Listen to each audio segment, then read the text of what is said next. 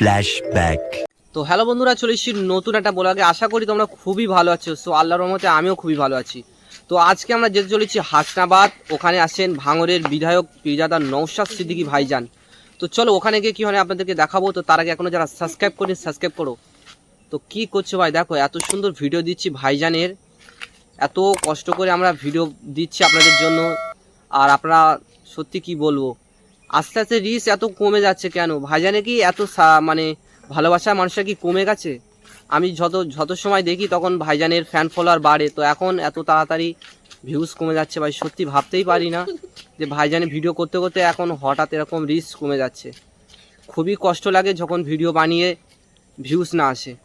তো চলো ওখানে গিয়ে কি হয় আপনাদেরকে দেখাবো। তো চলো যাওয়া যাক। A few moments later.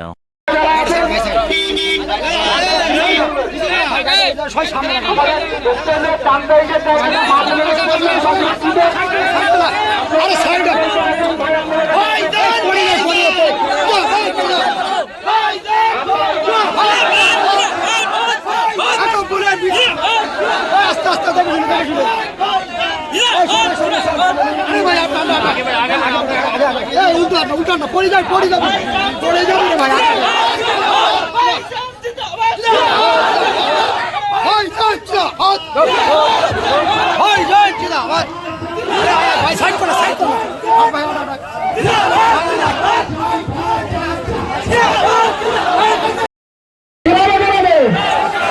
গ্রামগঞ্জে বাংলা জুড়ে ভাইজান স্বাগতম, ভাইজান ওয়েলকাম, ভাইজান স্বাগতম। দেশবাসীর পক্ষ থেকে ভাইজান লাখপতি স্বাগতম। দেশবাসীর পক্ষ থেকে ভাইজান ওয়েলকাম। বাংলার হিন্দু মুসলিমের সম্প্রীতি, হিন্দু মুসলিমের ঐক্য বিনষ্ট করার জন্য প্রতিনিয়ত বাজে বাজে কথা বলে হিন্দু মুসলমানের ঐক্যকে নষ্ট করার চেষ্টা করছে, হিন্দু মুসলমানের মধ্যে অশান্তি পাকানোর চেষ্টা করছে, তাদেরকে ধরে জেলের মধ্যে রাখতো। দেখেছে?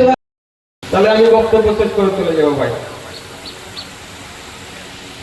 সেটা রাখছে না, যাদেরকে জেলের মধ্যে রাখা দরকার তাদেরকে ছেড়ে রেখেছে। কারণ ওরা যদি জেলের বাইরে জেলের ভিতরে থাকে, হিন্দু মুসলমানের লড়াইটা কারা লাগাবে?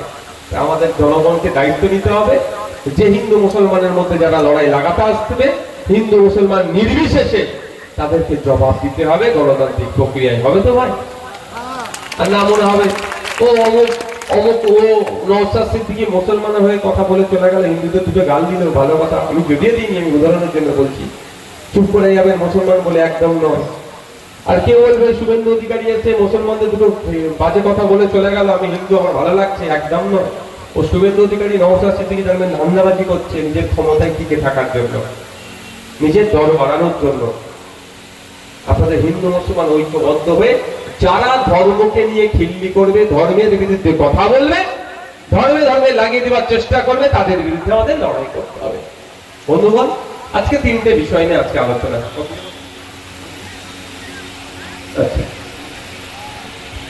তো আমাদের আজকে তিনটে বিষয়। কাশ্মীরের পেহেলগাঁওতে যে সন্ত্রাসবাদী হামলা হয়েছে তার প্রতিবাদে। এই প্রতিবাদে আমরা অনেক আগেই বলেছি যে সন্ত্রাসবাদী হামলা হয়েছে, এর বিরুদ্ধে আমাদের দেশ যে ব্যবস্থা নেবে আমরা সেটাই সমর্থন করব।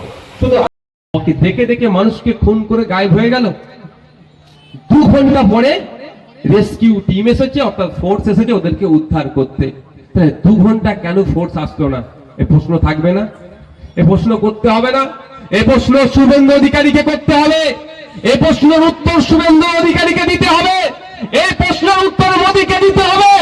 এই প্রশ্নের উত্তর অমিত শাহকে দিতে হবে। এই প্রশ্নের উত্তর বিজেপিকে দিতে হবে।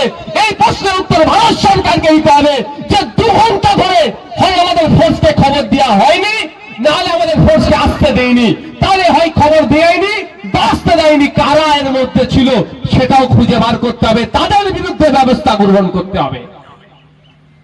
আর এই প্রশ্ন যখনই আপনি করতে চাইছেন তখনই শুভেন্দু অধিকারীরা দেখলেন না এয়ারপোর্টে কেমন লাফালাফি করছিল, যে সহ্য আপনারা করতে পারবেন না, এটা বলার দরকার ছিল না? এই রাস্তা দেওয়া দরকার ছিল। যে এবারের মতো আমরা চুপ করে গেলাম, এবারের মতো আমরা যুদ্ধ বন্ধ করলাম, কিন্তু আপনার পাকিস্তানে যদি ভারত বিরোধী শক্তির চাষ হয়, ওখানে যদি জঙ্গি চাষ হয়, তাহলে কিন্তু আমার আর্মি, আমার ইন্ডিয়ান ফোর্স, আমার ইন্ডিয়ান নেভি কিন্তু ছাড়বে না, আর যে কিন্তু যোগ্য জবাব দিয়ে আসবে। অর্থাৎ আপনার দেশের জঙ্গি চাষ বন্ধ করতে হবে। এটা দিতে পারত তো? কিছুই বললো না। এটাই হচ্ছে 56 ইঞ্চি কি 16 ইঞ্চি সেটাই মাপার জন্য ওটা একটা পার্ট। আর একটা পার্ট কাশ্মীরের মতো জায়গায়, যেখানে 10 মিটার 5 মিটার ছাড়া ছাড়া, যেখানে 5 মিটার 10 মিটার ছাড়া ছাড়া সেন্ট্রাল ফোর্স থাকে। মানে আপনারা এখানে কেউ যদি কাশ্মীরে ঘুরে আসেন, আমার থেকে ভালো তারা বলতে পারবে যে আপনি ধরেন এই রাস্তা দিয়ে যাচ্ছেন, প্রতি 5 মিটার 10 মিটার ছাড়া ছাড়া সেন্ট্রাল ফোর্স হাতিয়ার নিয়ে দাঁড়িয়ে থাকে একদম। ও মাঝে মাঝে গাড়ি চেক ফেক করে, হ্যান করে, ত্যান করে। যেখানে এই বিস্ফোরণ বর্বরচিত সন্ত্রাসবাদী হামলা হয়েছে, সেই জায়গা থেকে পাকিস্তান বর্ডার 300 কিলোমিটার দূরে। কি বলা হচ্ছে, পাকিস্তান থেকে নাকি জঙ্গিরা আসলো, এসে ওখানে হামলা চালিয়ে আবার গায়েব হয়ে গেল। তাহলে ভাই প্রশ্ন থাকবে না যে এই 300 কিলোমিটার আসলো বড় হাতিয়ার নিয়ে, তাহলে ওখানে অমিত শাহর পুলিশ, দেশের প্রধানমন্ত্রী, যেখানে সারা ভারতবর্ষ নয় সারা পৃথিবীর মধ্যে সব থেকে বেশি যদি কোনো জায়গায় আর্মি থাকে সেটা হচ্ছে কাশ্মীর, তাহলে কি করছিল অমিত শাহ? প্রশ্ন করতে হবে না?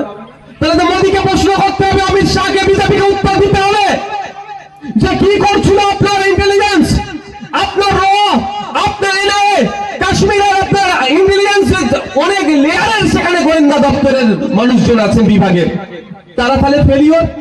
আর না হলে তাদেরকে ঢোকার রাস্তা কে করে দিল? তদন্ত করতে হবে না? আমরা তদন্তের দাবি জানাচ্ছি। ঠিক যেভাবে যে জঙ্গিগুলো এসে মানবতা বিরোধী যারা, কাশ্মীরের শুধু মানুষের বিরুদ্ধে নয় সারা দেশের মানুষের বিরুদ্ধে যারা, তাদের বিরুদ্ধে আমরাও আছি, তাদেরকে খুঁজে বার করে 6 মাসের মধ্যে বিচার করে ফাঁসিতে টাঙাবার যেমন দাবি করছি, ঠিক সাথে সাথে তদন্ত করতে হবে কাদের নির্দেশে, কাদের গাফলতিতে, কাদের গাদ্দারিতে ওরা বর্ডার পার থেকে এসে আমার 26 জন নাগরিককে শহীদ করলো, এটাও খুঁজে বার করতে হবে। এবং যাদের গাফলতি, যাদের গাদ্দারির জন্য আমার দেশের নাগরিক খুন হতে হলো, তাদেরকে দৃষ্টান্তমূলক শাস্তি দিতে হবে, এই দাবি আমরা করছি। করবেন না ভাই? এর আগে পরে ইতিপূর্বে আমরা ভারতবর্ষের ইতিহাস দেখেছি, দলিত হওয়ার জন্য পিটিএ মেরে দিয়েছে। কদিন আগে সাউথ ইন্ডিয়াতে দলিত বাড়ির একটা ছেলে ইঞ্জিনিয়ারিং পড়াশোনা করছিল, তাকে মারধর করে উচ্চবর্ণের দ্বারাই তাকে তার পিচ্ছাপ খাওয়াতে বাধ্য করেছে, শুধু দলিত হওয়ার জন্য, পিছড়ে বর্গের হিন্দু হওয়ার জন্য। ঘটনা ঘটেছে আদিবাসী হওয়ার জন্য পিটিএ মেরে দিয়েছে উচ্চবর্ণরা, মুসলমান হওয়ার জন্য মিথ্যা অপবাদে গোবংশ খেয়েছে, এইভাবে পিটিএ মেরে দিয়েছে। কিন্তু ভারতবর্ষের ইতিহাসে রেকর্ড ছিল না যে হিন্দু হওয়ার জন্য জঙ্গি এসে তাকে গুলি করে মেরেছে। এখানে প্রথম। এর আগে অনেক প্রধানমন্ত্রী ছিল, বিজেপির প্রধানমন্ত্রী ছিল অটল বিহারী বাজপেয়ীজি, তার আমলেও কিন্তু হিন্দুকে দেখে জঙ্গিরা গুলি করে মারেনি, অর্থাৎ তাদের সাহস পায়নি। তাহলে যে নিজেকে হিন্দু হৃদয় সম্রাট বলে প্রতিষ্ঠিত করতে চায়, যে বিজেপি হিন্দুদেরকে রক্ষা করব বলে ক্ষমতায় আসলো, যে বিজেপি হিন্দুদের কাছ থেকে ভোট এই জন্যই চাইলো যে তারা হিন্দুদেরকে রক্ষা করবে, সেই বিজেপির আমলে 26 জন হিন্দুকে দেখে দেখে খুন করলো। এই বিজেপির তো এতদিন দল থেকে মানে পদত্যাগ করা দরকার প্রধানমন্ত্রীর, এবং দেশ পরিচালনার দায়িত্ব ছেড়ে দেওয়া দরকার। এই প্রশ্নটা করবেন না? আমার হিন্দু ভাইদেরকে দিয়ে বলাবে, বিজেপি যারা নেতা আছে তাদের কাছ থেকে উত্তর চাইবেন। এই কংগ্রেস তো এতদিন বলেনি যে পার্টিকুলার কোন ধর্মের মানুষকে রক্ষা করবো, তার আমলে এই ধরনের ঘটনা ঘটেনি।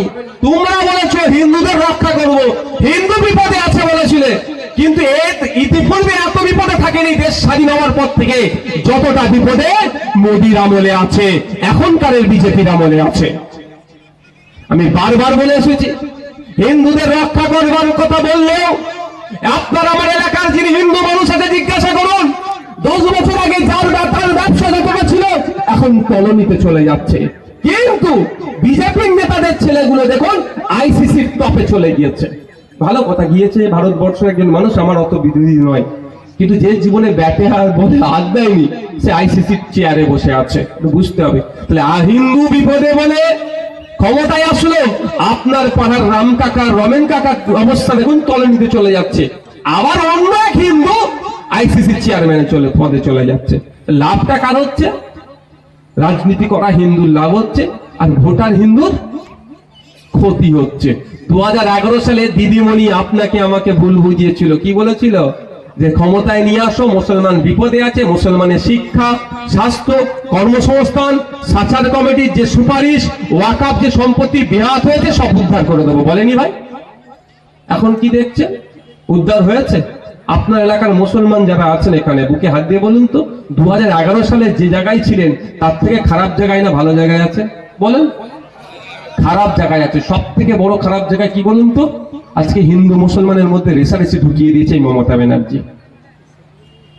যেটা আগের দিনে আমরা খেতে না পেলেও এক মশাই বসে আড্ডা মারতাম হিন্দু মুসলমান মিলে, কোনো অসুবিধা ছিল না।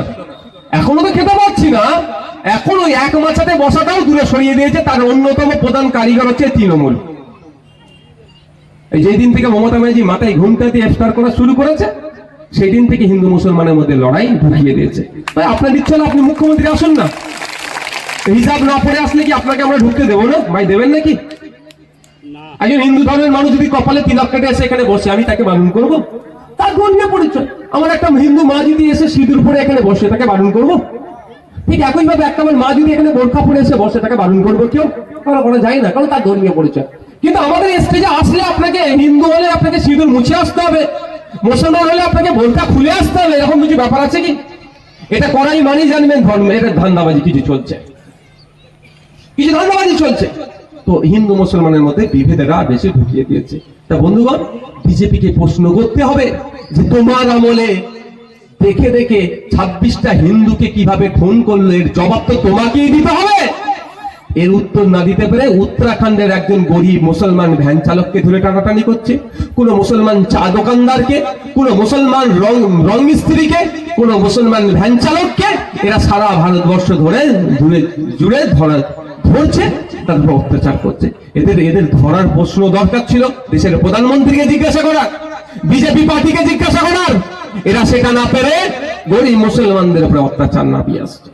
যতদিন যাবে এরা করবে, কারণ ব্যর্থতা ঢাকার জন্য। এরা বলেছিল 2 বছরে 2 কোটি চাকরি দেবো বিজেপি, 2 কোটি চাকরি তো দূরের কথা, 2 লক্ষ চাকরি দিতে পারেনি। সব কটা প্রতিশ্রুতিরা ব্যর্থ হয়েছে। এরা যে কথা বলেছিল সবটাই ফেল হয়েছে। এই ফেলের হাত থেকে বাঁচতে গেলে কি করতে হবে? হিন্দু মুসলমানের লড়াই লাগিয়ে দাও।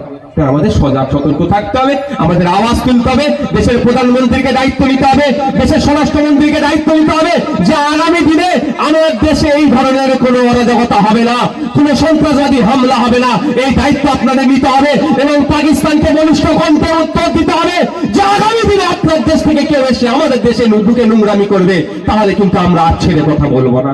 এটা আমার দেশের প্রধানমন্ত্রীকে পাকিস্তানের প্রধানমন্ত্রীকে বলতে হবে। এটা বলতে পারে না, এরা বিরিয়ানি খেতে চলে যেতে পারে। দেখছেন না বিরিয়ানি খেতে চলে যাচ্ছে, মাঝরাতে চলে গিয়েছিল পাকিস্তানে।